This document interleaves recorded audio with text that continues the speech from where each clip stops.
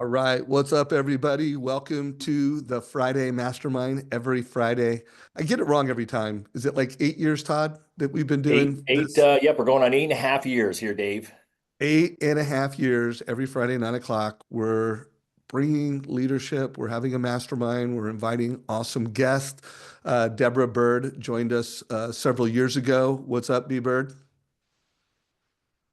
Just going through a little bit of internet issues. So if I've been back and forth, that's why. But I'm great. I'm happy to be a part of this squad, and I think y'all needed some female energy up on Friday. So We always need female energy. By the way, it looks like you're getting ready to go on a stage somewhere. You're looking like either that or you got a job interview or something. I don't. My boss won't let me quit, and they won't fire me. So it's every day get to wake up and do what we do. And I just decided to clean up a little bit All instead of a right. Well, t-shirt. you're looking awesome. Todd, anything you want to say before we get into the topic and our special guest? It's sweatshirt season here in Arizona, at least for me. I see Ron's wearing short sleeves here in Arizona, but you know what? It's always great to be here on a Friday. I think that the topic that we're going to talk about today is so needed. So I'm glad that you're all tuning in or watching this on video. And the bottom line is we are so lucky. We don't have to do this every Friday. We get to do this every Friday. And the fact that you're watching this, that you're still in the mortgage business, game on as we go into next year, right? It's time to be on offense. What I realize, I think that our community's been playing a lot of defense still. And I think that 2025 is going to be a season for offense. And I'm really fired up for what we're bringing to the community today, Dave. Well, guys, it's all about offense. I mean, I just got back from the NBA. Everybody I met with is on offense. Now they're rational offense, pragmatic offense, cautionary offense. There's lots of words in front of it, but people are optimistic. People are on the offense, and I think what means to go on the offense is to look for hidden opportunities. So that is going to be the big topic. What are some hidden opportunities in your database, in your market, how to harvest those? Our special guest today is Ron Stowers. Ron, I met Ron many, many years ago, but he became a friend just in the past couple of years. He was the chief strategy officer at Homeowners Financial Group. He was also a top regional leader at Loan Depot. But I'll never forget when Ron really went from, okay, he's a customer. I'm trying to grow our relationship with him. I'm trying to sell to him, to the beginning of the friendship. And we had a 7 o'clock meeting in Vegas at an event. So first of all, anybody that's going to agree to a 7 o'clock meeting in Vegas, not the typical mortgage executive. And my people, because I win by 7. I like to get to bed early. I like to get up early, but that was kind of a qualifier. I came to that breakfast meeting and we had a partnership. And the night before, he'd sent me an email saying, "Hey, Dave, I've looked at all the Mortgage Coach users versus the non-Mortgage Coach users. And the Mortgage Coach members are, I think it was like 6 point something basis points more profitable." He'll correct me on the numbers, whatever it was. And the Mortgage Coach users had a 8.7% better conversion rate. The partnership is going well, but I briefed my team before this meeting, and here were some things that they said that they think could be better. It's like I walk into this meeting and I'm like, data-driven dude, preparer, and we had just an incredibly effective but fun breakfast together. And then that was like, okay, he became one of my favorite clients at that point because we were able to, what I call, be an innovation partner together. But then, I don't know if it was in that meeting, we started talking about we like to walk in the morning. Of course, he kicks my ass. I do a 2 mile walk with a ruck vest, and I felt pretty tough. And I'm like, "Well, what do you do?" And he's like, "Oh, hour, 2 hours." He's like, 20,000 steps in a day is like nothing for this guy. And so we started having walking meetings. And so at this point, Ron and I have had more walking, we call them walk and talks at the break of dusk than really anybody. And every time I learn something, his advice makes a difference. So Ron Stowers, welcome to your first mastermind in Trust Engine, Mortgage Coach, Win by Noon. plug and play land. Thank you, Dave. It's a pleasure to be here, and thank you for that introduction. Yeah. So Ron, real quick, how much you've been a leader in the mortgage industry for how many years? Oh, it's going on 25. 25. So he's been through multiple cycles, multiple decades. And how much reading and consuming do you do around the economy and the mortgage industry, daily or weekly? At least 2 hours of reading a day and at least an hour of listening to podcasts or books. Yeah, and guys, for multiple decades, and Bill Rogers, the CEO of Homeowners Financial Group, who I've done walk and talks with, we both aligned that this is a guy that when we want to know, like you ask him questions, he gives you wisdom, he gives you ideas, he knows all this data. So no better than Ron to talk about uncovering hidden opportunities. So Ron, you're the special guest. We'll go around the circle here, but let's just unpack what we consider hidden opportunities that most loan officers aren't paying attention to. Would you mind just kind of sharing some data, sharing some stories, calling out some deals, and then Todd and Deborah jump in anytime. Community, feel free to throw ideas and feedback in as Ron is sharing. Yeah, thank you, David. So you and I are in complete alignment. The pot of gold starts in our database. And it's understanding needs that our clients might have that we may or may not be aware of today. And of course, we know that Americans have a record amount of debt. It's nearly $18 trillion. But we also know they have a record amount of equity. It's somewhere around $37 trillion. And it comes to about $400,000 on average per home. At the same time, we know Americans have the greatest amount of wealth they ever had. And I think we have an opportunity to help both manage the debt and help create wealth. And I think, Dave, as we've talked about, there's some surprising opportunities in helping to create wealth that we may or may not be aware of that we can lean into and capitalize on.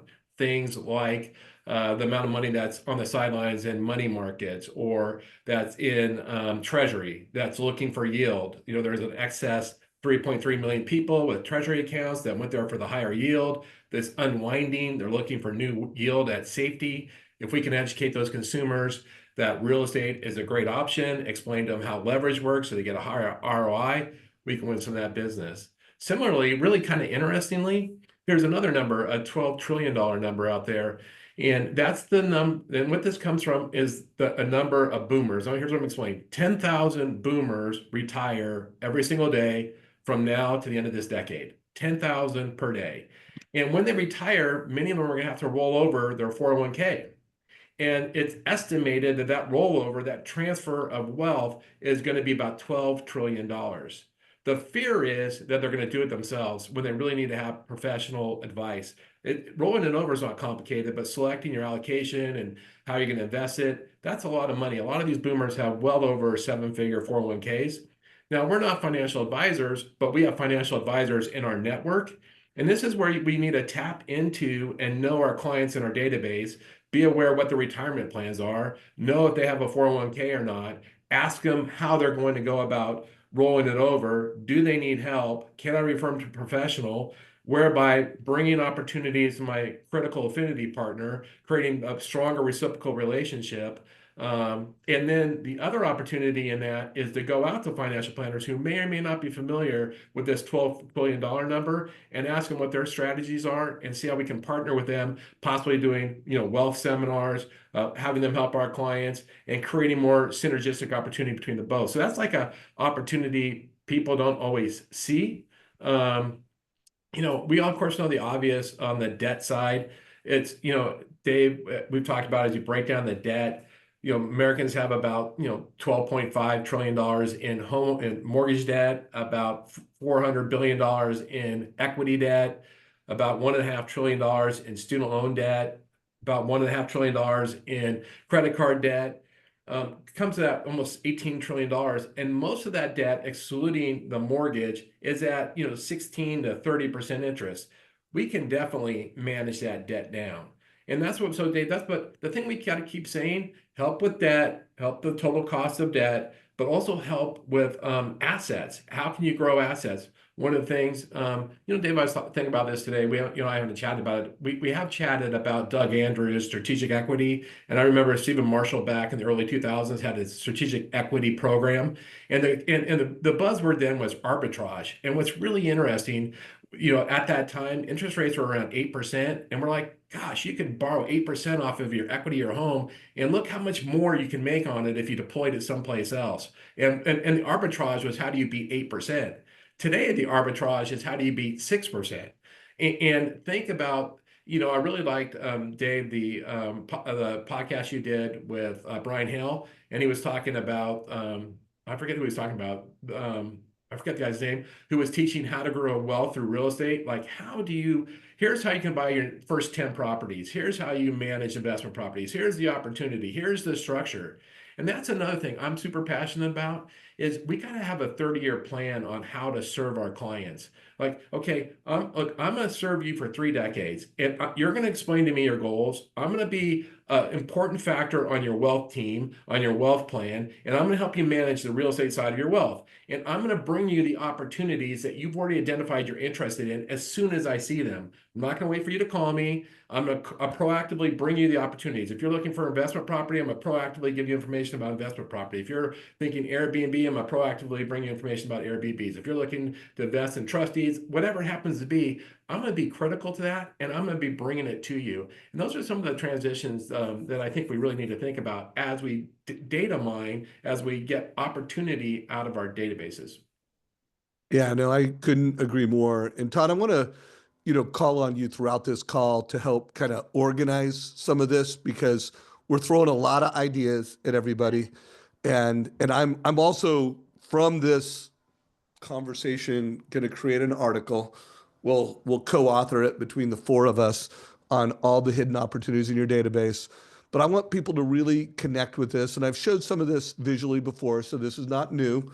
But for all you on this call, you should have a presentation that you can, 1, have the conversation with realtors, and 2, have a conversation with financial advisors. And there are nuance to that. Like financial advisors are going to be really interested in, I don't know if you guys caught the note where he said there's X number of million people who, Ron, what is the number? How many is it? 3.3 million consumers that typically are not invested in bonds, which are, 4 to 5 to 6% now. And as interest rates do come down, which they are going to come down, they're going to want to be exiting those bonds and looking for higher yield returns. Some of what I'm saying right now, a lot of people don't even know what I'm talking about. We're going to break that down so that when you're having a conversation with a financial advisor, you can nail this. But guys, realtors absolutely care about equity in America. They absolutely care about all the equity and how can they help consumers use that equity to move up? How can they use that equity to help family members and their kids get into homeownership younger? Debt.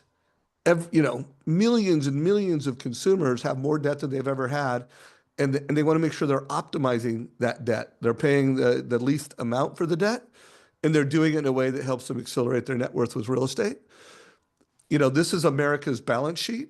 Guys, every mortgage advisor should have this slide and pull it up at some point. Like, this is something that loan officers don't understand, don't know how to talk about. Even financial planners, when they see this chart for the first time, they're like, hey, this is America's asset side of the balance sheet. This is America's liability side of the balance sheet. And this is my job to help optimize debt and optimize equity. Like, that's a new conversation. By the way, big shout out to Kendall Todd, Borrow Smart University. He is the one that created this report. And then guys, this is the opportunity zone from an interest rate standpoint. I've shown this a few times on presentations, but I need to update this. I think rates are a little higher than 5.4 right now. I'll update it in a minute. But we are in this opportunity zone. The most optimistic people that I talk to think rates will get into the 4s within this cycle. Whether that happens in 25 or 26, I don't know. I definitely think rates will trade I think it's safe to say between 7 and 5.5 in this cycle, Will they go lower? We're not going to talk about that. We don't know what they're going to do, but we're in an opportunity zone, and we want to make sure you guys are prepared to optimize those. So Todd, let's make sure in the second half of this call, we're really organizing this, because we're going to give so many fire hoses, so many ideas that I want to make sure we make it actionable as we wrap it up. You cool with that? Yeah, I mean, I think that's it, right? Ron, you threw out so many amazing statistics. And I think the challenge is that, when we all look in the mirror, when you look in the mirror as a loan officer, do you feel that you're financially fit enough to have the conversation, right? We talk in this community all the time about being the captain of the wealth team. And my question for you is, do you know the basics of how to teach financial education to other folks? It's funny because I'm trying to teach my family at a pretty high level right now. I'm wearing my hat that says "Get Free." I'm part of a group called Be Wealthy that I'm in with Deborah and Shayla and Josh and a bunch of other members of our community, where we talk about investing at a super high level. And my wife is worried I'm going to fire hose my kids and not do the basics there. And so, Dave, we haven't talked about this, but actually the resource that I'm going to start with the basics of education for my kids is our First Home IQ presentations that we have. We've got 10 presentations in the First Home IQ database that ambassadors for First Home IQ have access to. And so I'm actually getting out there. I've made a commitment, right? I did probably about 100 annual financial reviews with clients this past summer. And guess what? My old clients, believe it or not, they still like me as a human. And so after I was done being curious and then asking them questions about what's going on with them and their kids and all the other people that I know about and their families, they would say, "Todd, what are you up to?" And I would talk about First Home IQ and how excited I was. And they said two things over and over again. Number one is, "Gosh, I wish I would have had that when I was a kid." And then they all kind of chuckled and said, "Oh gosh, you know what? I need that now." And so I'm actually committed. I've already partnered up with a real estate agent where we're going to be teaching it to his database. So I'm getting in front of his clients to teach the First Home IQ content. And then I've actually committed to do it with my database starting after the first of the year, where I'm going to walk them through, and don't have to reinvent the wheel, because guess what? First Home IQ already has it. So really the bottom line is this. I think you all need to look at what between now and the end of the year, what do you need to do to up your financial acumen? And then you can be better equipped to take this high level stuff that Ron's just talking about that we'll continue to unpack and go further with it. Love that. Deb, anything you want to say at this point, or any opportunities that you want to call out? Like I really, in this first half, I want to, let's list out a bunch of, hidden opportunities. And then in the second half of the call, break them down. But anything you want to call out at this point? Well, you guys know me. I always have to put a social media spin on it. And although sometimes social media gets a bad rap, I will say you can train social media to show you the content that you want to micro consume or micro learn. And so just like reading books or listening to podcasts, train the algorithms to send you the content that you want to become the expert in, and micro learn instead of allowing social to use you. And then the second part of that, we believe that your social media is just an extension to a CRM. It's a relationship management system that, when done correctly, you are constantly nurturing and growing your database. And what better way to reach people than leveraging social? Like, sure, you could use emails or text, and these are all just different distribution channels, but we know the data that people consume on social now, almost like what they used to do on TV. So if you want to reach young people, or you want to educate, and I have a lot of people that tell me that that's part of their core values is education, then I challenge them and say, then why aren't you using the largest digital classroom that can reach millions as a vessel to share the message that you have? So if you're looking for ways to study your game and have something valuable to share, then leverage social. And then also make sure you're creating. So before you go to consume, it's just going to mindlessly be to scroll, learn something. And every day you could share something you've learned. And hopefully we're all learning something every day. Doesn't mean it's always going to be perfect advice, but expert advice is data driven.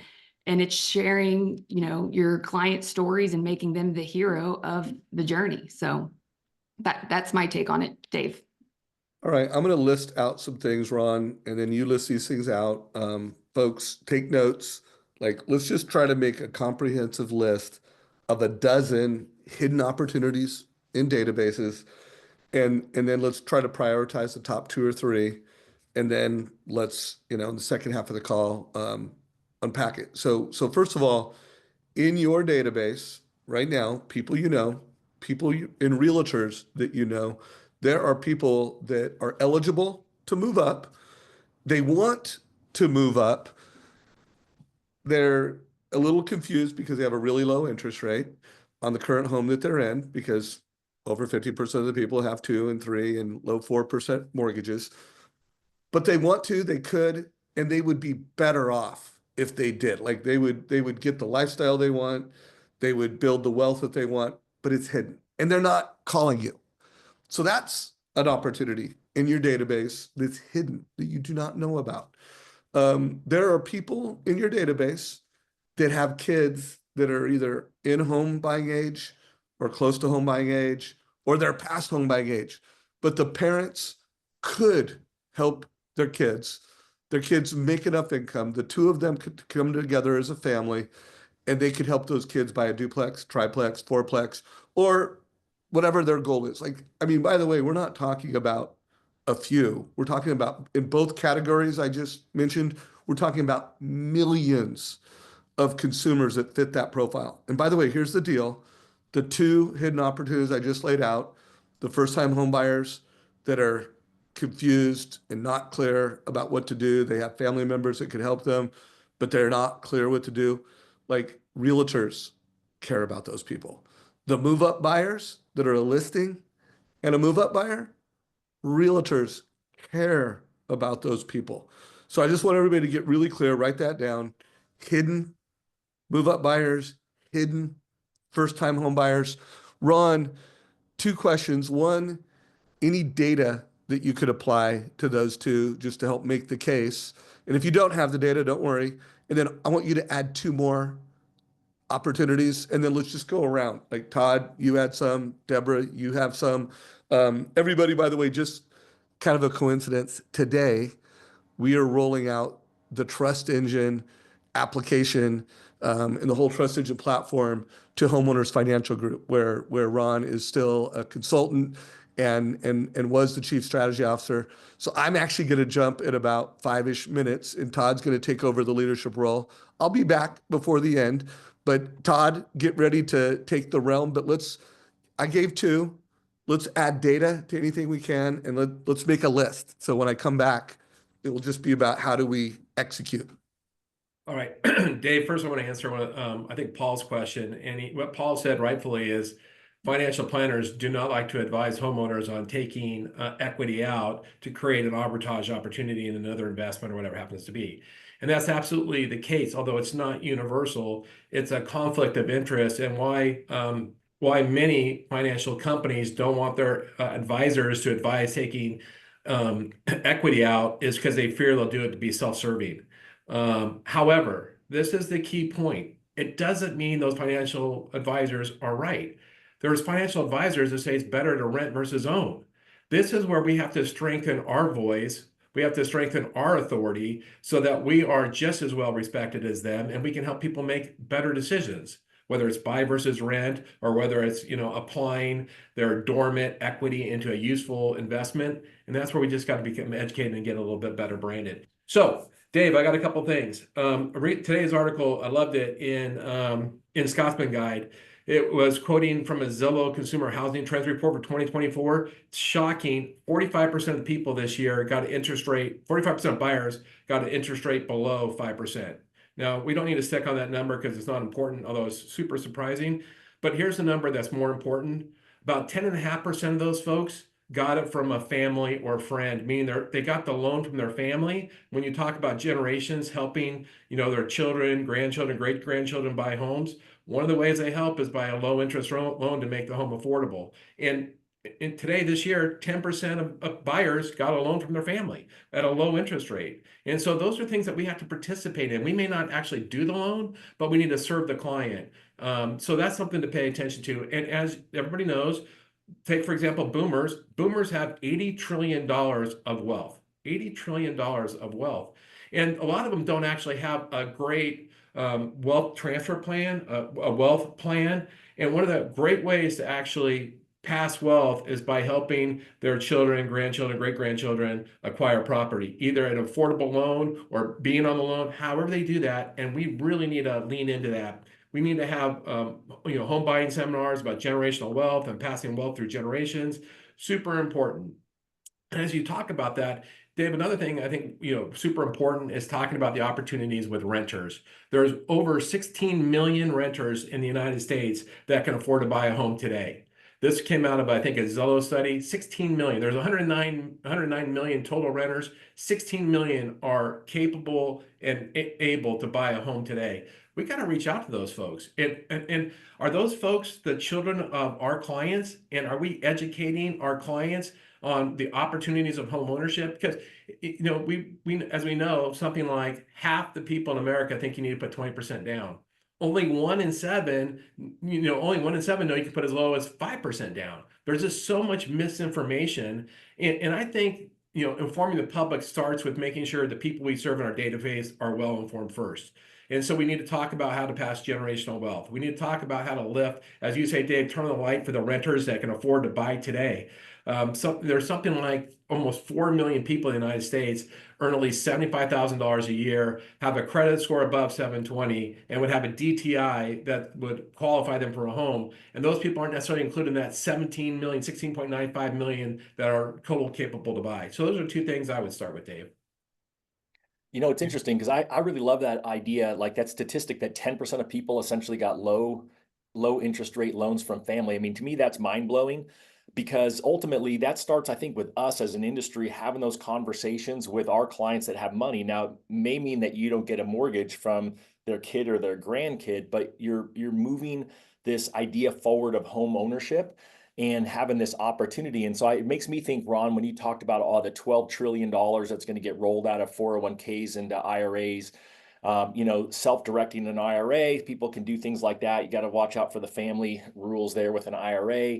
You've got so many people who, again, could figure out some way to come up with that cash to structure a loan that way. I love that. I know my team just did a loan for a client. She's got, 7 figures sitting in an investment account somewhere, and she just put down a significant chunk, I think almost 50%, for her daughter to buy their first property. And put down that much, even though this person, I think, believed in higher leverage because they were just trying to make a payment that was comfortable for their kid. A great book for y'all to read if you haven't read it is Die with Zero. And Die with Zero is really great. It kind of talks about this whole idea of, not just necessarily writing the last check on your deathbed and having it bounce, but of really using your money now for things, for the people who need it, right? One of the things he talked about was people in their 30s and 40s. At least I can relate to this. I don't know about the rest of you, but my 30s and 40s, I wasn't in the same financial position I am in today. If I would have had a little bit of a financial help from someone in my family, for sure, really in my 30s, more necessarily than my 40s, although some of you know my story, I was flat broke in 2010, and I'm definitely in a lot different position now. But ultimately, it would have made a bigger impact in my life. And so you have this opportunity to see, okay, how can I help my kids? My kids are in their 20s. Is there something I can do today? Other than the fact that the 2 that don't live at home live in the 2 most expensive housing markets in the country. So I really love that idea, Ron. And I think that I can't wait to read that Scotsman's Guide article, because that number still staggers me that 45% of people have interest rates that low. But I think it's probably a new home builder thing, but that's just my speculation. I'm sure it's something different. We won't get distracted by that. What do you think, Miss Bird? Well, something that you said, Ron, at the very beginning was the 30-year plan. And I think the biggest challenge for a lot of the loan officers that I speak to is they have their database in all these different places. Some of it may be, they're in Compass. Some of it is from old companies that they were at. And it's kind of like a hot mess express. And some only think their database are those that are closed loans. And so while we're heading into the end of this year, and for some business dies down a little bit, I would challenge you all to really turn up kind of the audit and operations side of your business and look at how are you segmenting your database. And you talked about mining the data. Like, every time you put in a lead or a record, do you put things in based off things that you can find off of a tax return? Like, do they have dependents? How old are the dependents?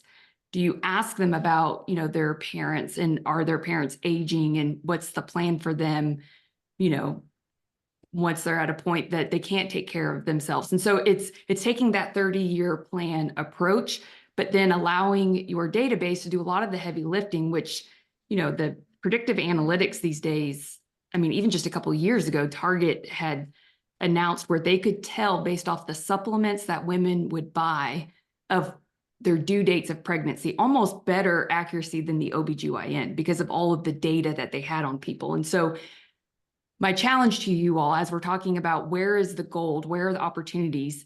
One, how are you organizing your database?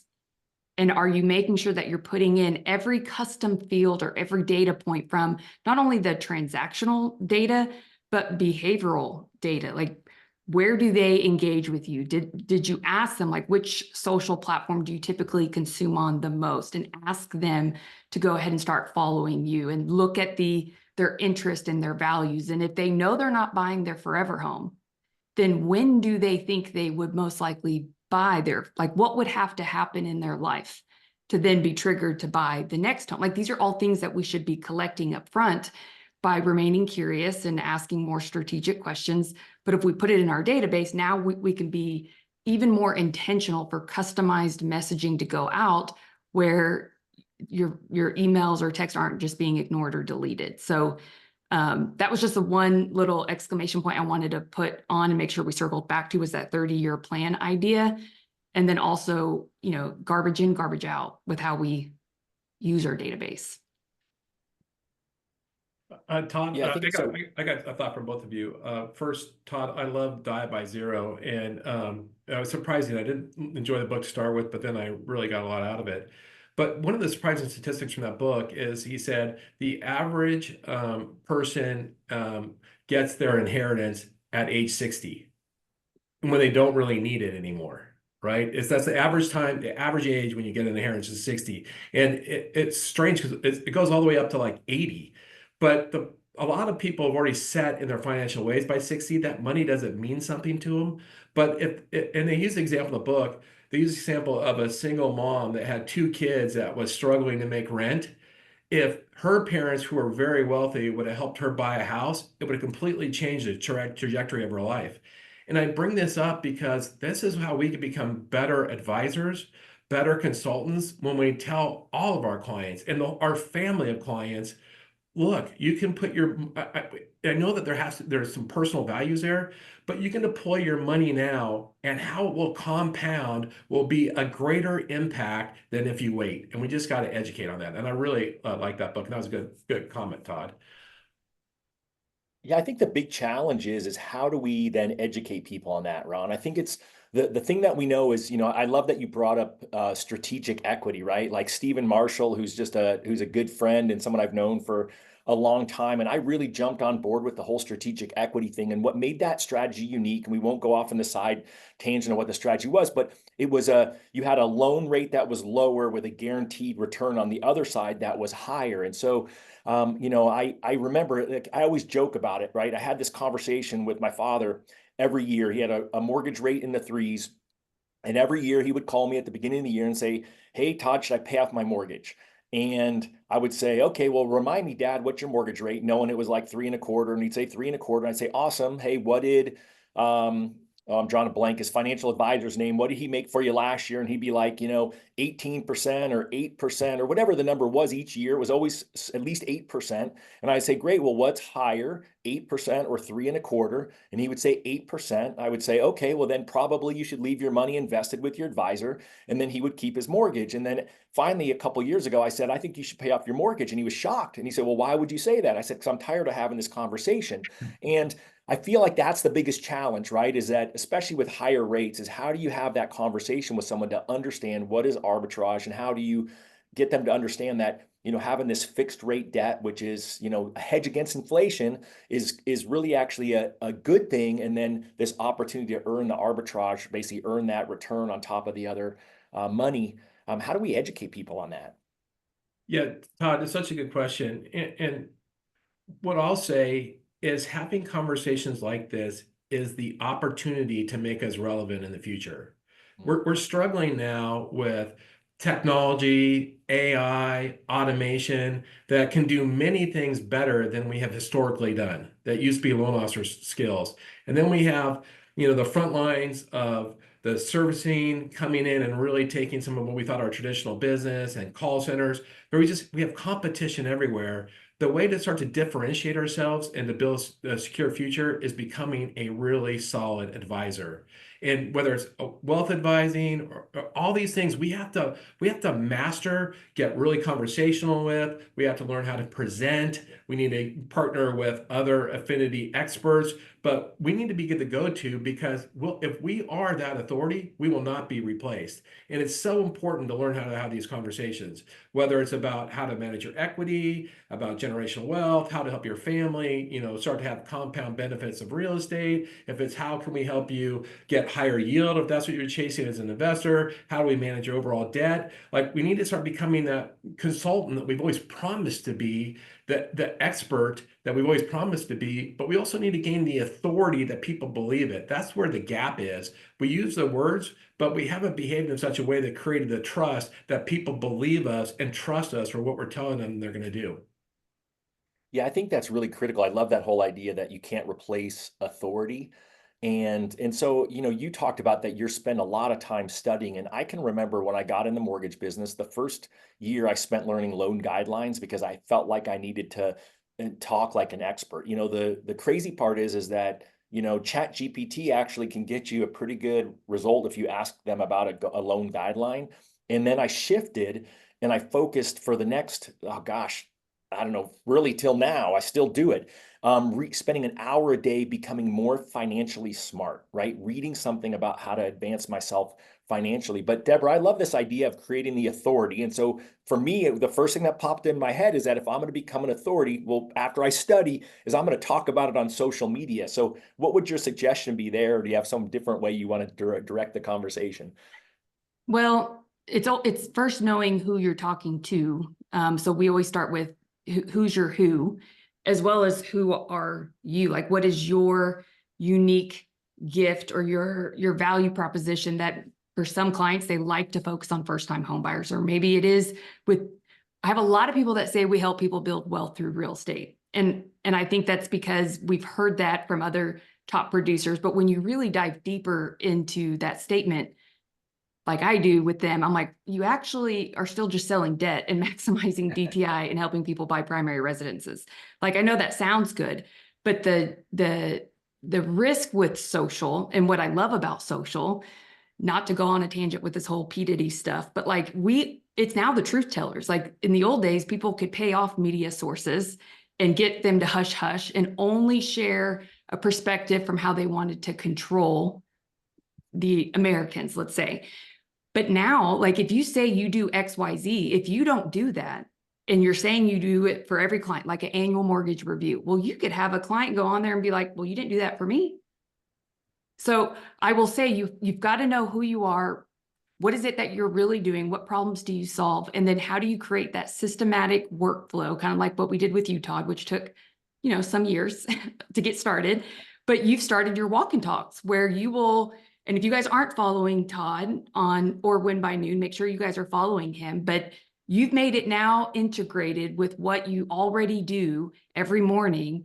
And you record a video and you share thought leadership. And people may not always like or comment, but they'll stop you and they'll be like, oh yeah, we heard you say this. Or even, I think you mentioned your parents had mentioned one of the videos when y'all were all together. And it's like, you don't always know the impact of the content that you're creating, but it's easy to get burnout or to say, I don't know what to say if you're not studying your game. And a lot of the inspiration should come from the conversations that you're having with your clients. Because to me, every single loan app, whether they qualify or not, is a story that you should be sharing on social, because there's something there. There's a problem or a challenge that they've experienced or that you're helping them solve, even if it's giving them a credit plan.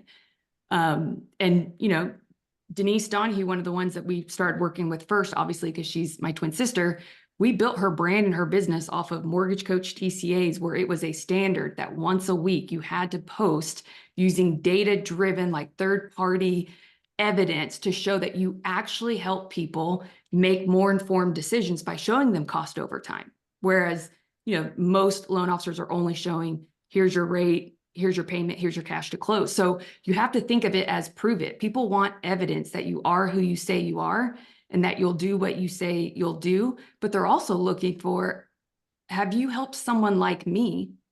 And it could be a senior who's wanting to move closer to family, or a divorcee, or a luxury buyer. But have you helped someone like me, and have you done so recently?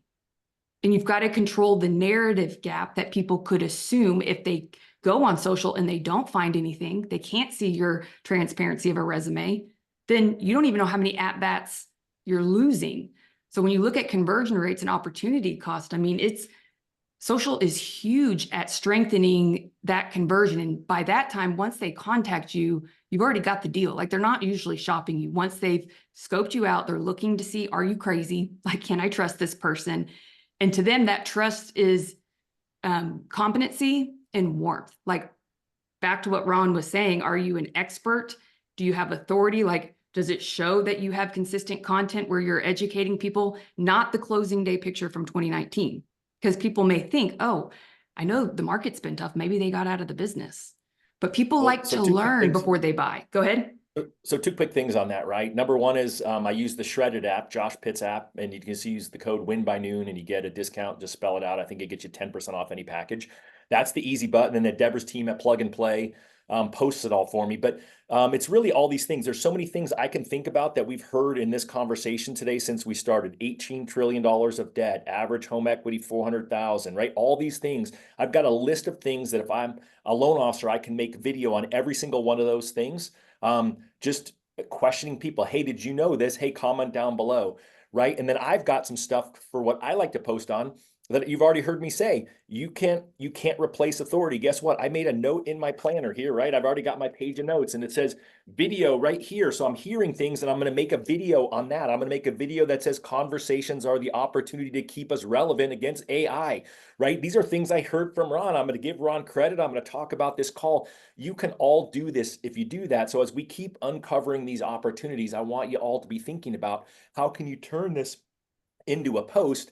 And if you're not in a financial position to afford the app or to afford Deborah, then just go live on Instagram. You can do that, right? It's not that difficult. You're not going to be perfect, but guess what? You're going to get in the practice and you're going to get better over time. So Ron, about 20 minutes ago, Dave was having us make this list of opportunities. So what else is on our opportunity list to uncover database opportunities for our clients that we haven't talked about yet? Yeah, one thing, and Dave would appreciate this because he's been such a leader on this, where we've gone from speed to lead, evolved to speed to need, but we need to evolve to create the need. That's the next step. It's not, see, it's like the challenger sale. We have to assume oftentimes our client doesn't actually know what's best for them or what they need. And as the expert, we educate them and then we have the solution. And that's the next step in our evolution. And that's what's going to help, make us AI proof. And just a really quick for AI, if you talk about defending against AI, I think the best question I've ever heard that helps you beat AI. This came from, I think, Mike Simonson at Stratmore. He said, just simply keep asking this question. How do you feel about the property, the loan, the process? Keep asking, how do you feel? Because a computer can never do that with any validity. It will offend the consumer.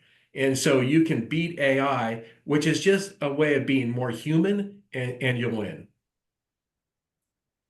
Mr. Savage, you're back. Thoughts? I am back. I think I'll just listen a little bit more to get caught up into the conversation before I just start, jumping back in.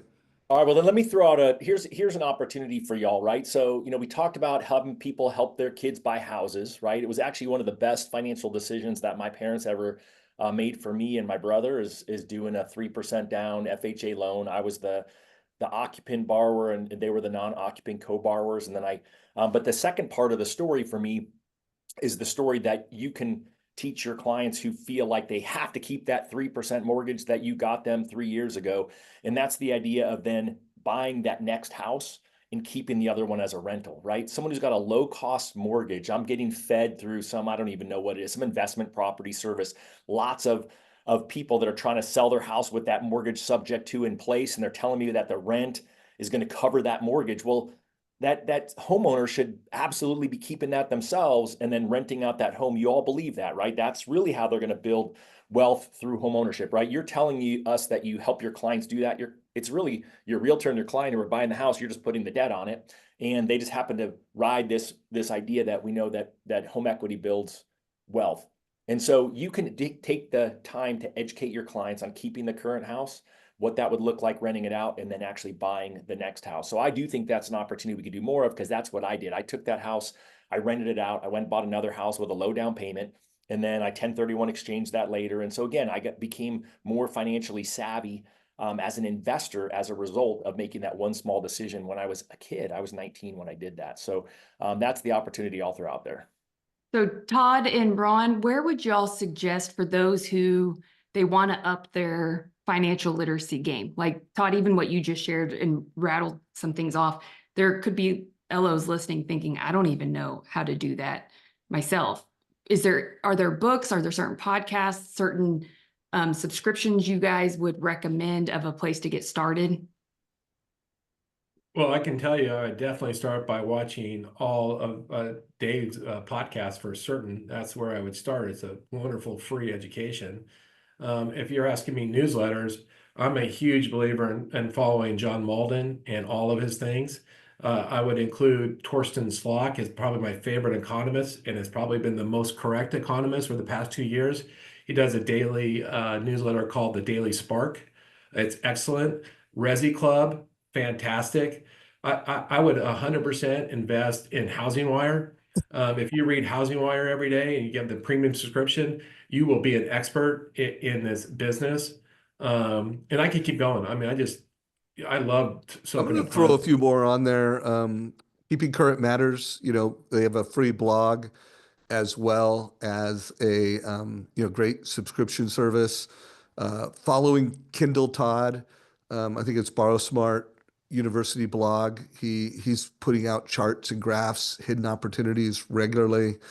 Um, by the way, guys, I haven't, I just got back, so maybe I don't see all the chat in Zoom, but put in what are some of the greatest places to stay smart, to identify hidden opportunities.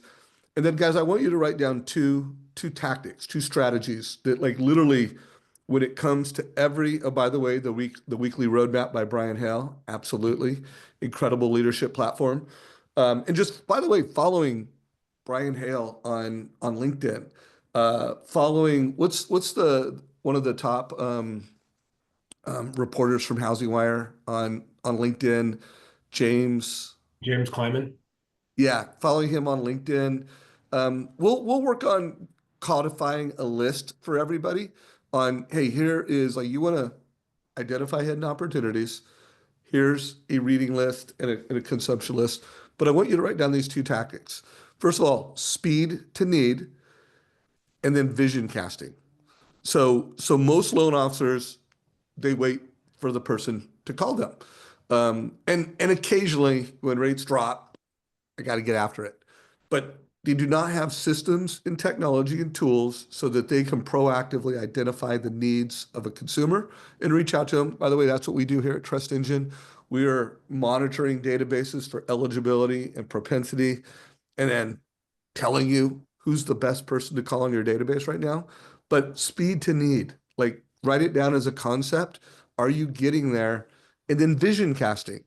Are you able to help the consumer look at how whatever the decision you're recommending, whether it's a rate and term refi, cash out refi, move up buyer, first time home buyer, are you showing them how the loan that you're proposing to them, or the options that you're proposing to them, is going to impact them over 3, 5, 30 years? Like if you are not vision casting, you are not going to be able to effectively uncover hidden opportunities. And if you don't get there in a proactive, fast way, like, those are the two, like, key strategies to all uncover opportunities.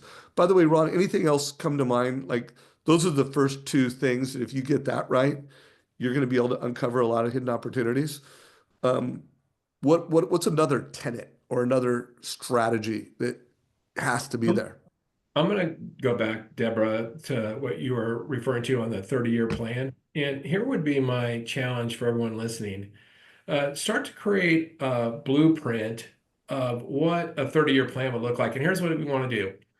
Okay, I have a borrower. I had a transaction. I have a borrower. How many times are they going to buy a house in the next 30 years? And we know it's around every 7 years. So they're going to buy 4 houses. Am I going to participate? And then how many times will they have the opportunity to refinance each of those loans, whether it's a rate and term for the opportunity of market improving, or it's cash out to get equity out? How many times will they refinance? And let's just say it's one time in every 7 years. So that's 8 transactions. And then over 30 years, am I going to be able to serve their children and help them buy a home? And so maybe that's a few more transactions. And will I be able to help their parents? Will I be able to help their brothers and sisters, aunts and uncles? And then as I wow them, as I give them great advice and service, will they refer me to their neighbors and friends? And so then you start to get in this blueprint how many transactions one person means to you and why it's so critical to have a 30-year plan. And you know where I really loved, and I just had so many epiphanies listening to Dan DeLeon, Dave, who you interviewed, the #1 purchase real estate or buyer's agent in the United States. And when he's talking about his 30-year plan and his customer service platform, I'm like, Dan plays a different game than I've ever even seen, right? I mean, he has architects and project engineers and contractors on staff that he gives to his clients for free. That's a 30-year plan. And the other thing I would just caution, sometimes in the 30-year plan, we have to work for free. And that's okay, whether we're facilitating, grandparents, helping kids finance their home, or if we're doing a refinance and we're just doing it for free. That's part of the 30-year plan. Serve the customer, preserve the relationship, nurture the relationship, and harvest. That's what I would say, Dave. Yeah, I'm gonna put a link to my interview with Ken DeLeon. I interviewed him a few weeks before the NAR settlement came into place, but I mean, he's #1 realtor in America. There was so much to unpack, so there'll be a link to that. I'm thinking about changing the title of it just because it said embracing the NAR settlement, and it's like it's still like, if you want to crush it, and by the way, bring value to realtors. I'm glad you called that out. It's Ken DeLeon. So Sorry, Ken. Yeah. And probably yeah, my favorite thing, he says, I mean, I've listened to that thing like 6 times. It's so good. But I love when he said, yeah, I may be a little bit more expensive, but I'm charging you for my 30 years of service. Like I'm charging you for the 30-year plan. You're going to get a bargain. And I just really appreciated that. yeah, and very data-driven guy. He literally has so much data, and it's so good that he can help a buyer in the Silicon Valley market, uh, you know, identify what the projected appreciation is going to be in different neighborhoods within the markets he serves. I mean, it's just really, really impressive. Also makes a great case that, not only should you be following Housing Wire, but you should be subscribing to their data solutions. Deborah Bird, remind me the name of their local data platform. Altos Research. Yep, Altos Research. Yes. So check it out. Yes.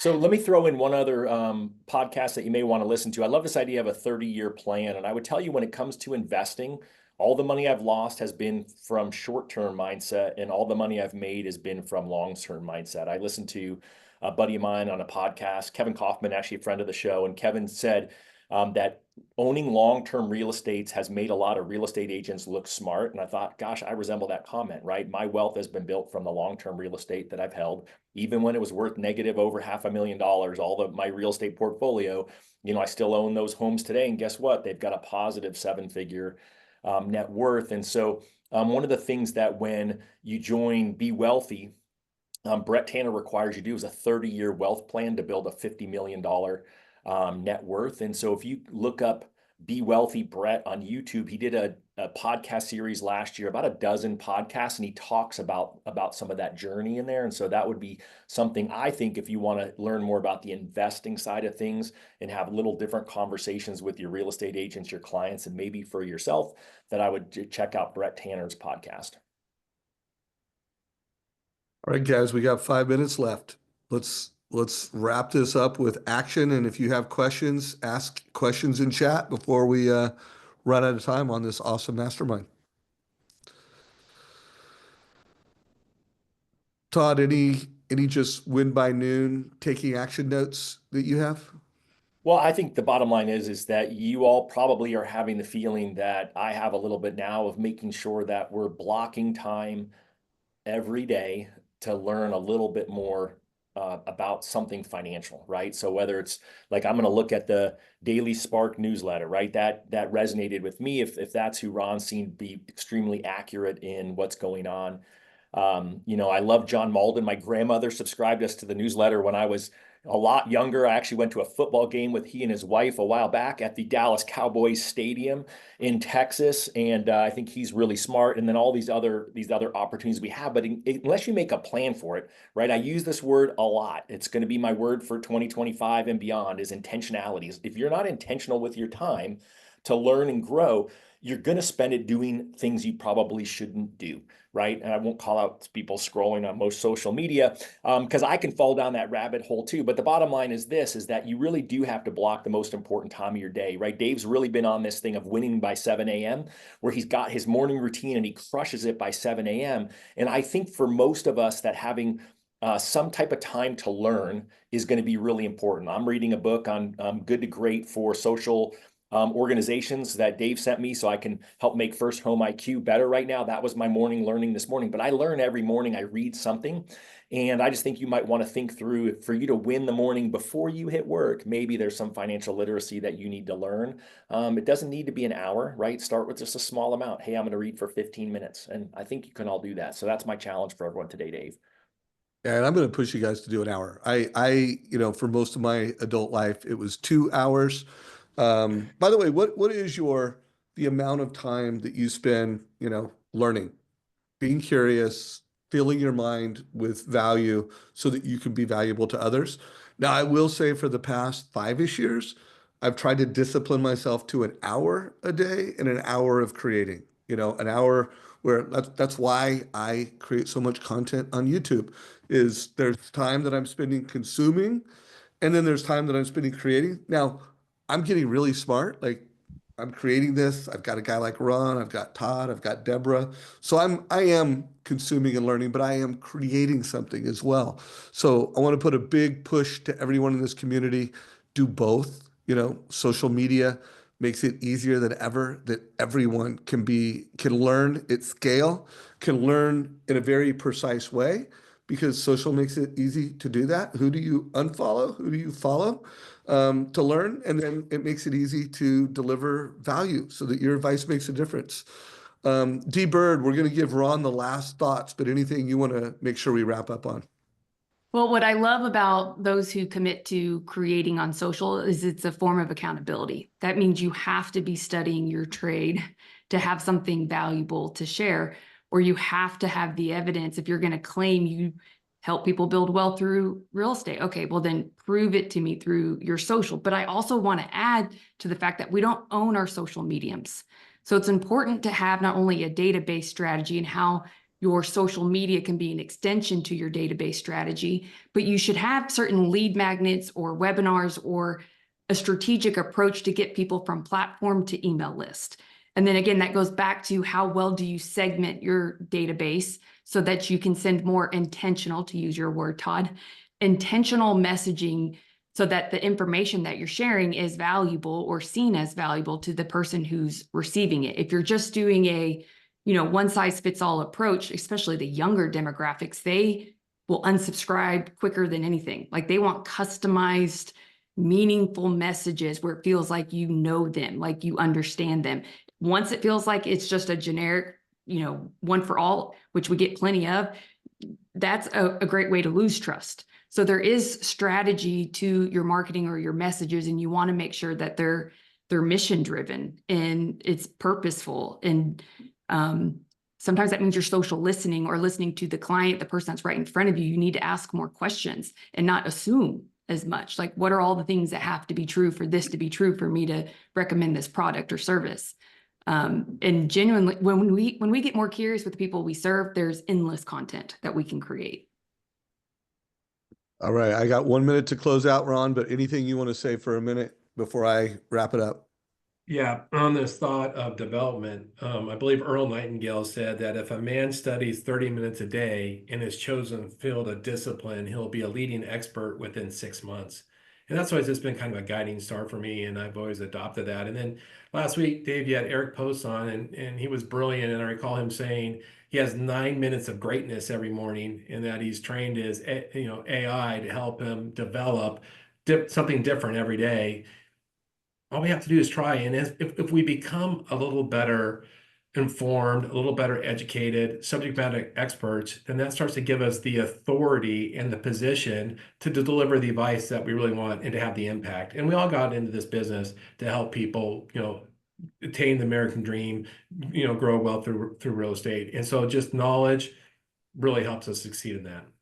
Yeah. And the thing that Ron did mention, it will improve your confidence. If you do everything that we are saying, you will be more valuable to the consumers. You will be more confident. And, my closing thought is we just updated the 10X page. So I try to update this monthly, trustengine.com 10X. And we've added Kelly Zitlow to the roster. So this time, there's only 3 panels. So of all the interviews I do, these are the videos that you got to be watching. You got to be watching. If you want to optimize purchase business, we added Kelly Zitlow here. These are the 3 that are most important. Optimize refinances. We've updated this. Win with rate shoppers. We've updated that. So guys, make sure that you're using this page at the very bottom. If you just want to learn how to use MortgageCoach more effectively, right here, sign up for our daily trainings. This is the Friday mastermind that you're on right now. But hey, we're training on MortgageCoach every day.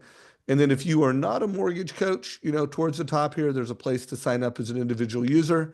If you are a manager and you want to get an enterprise presentation, just click on Let's Connect. So guys, this is a wrap. Thanks for everything. Ron, it was great having you as a guest today, brother. Thank you. D-Bird, Deborah, you rock. Later. See you, everybody.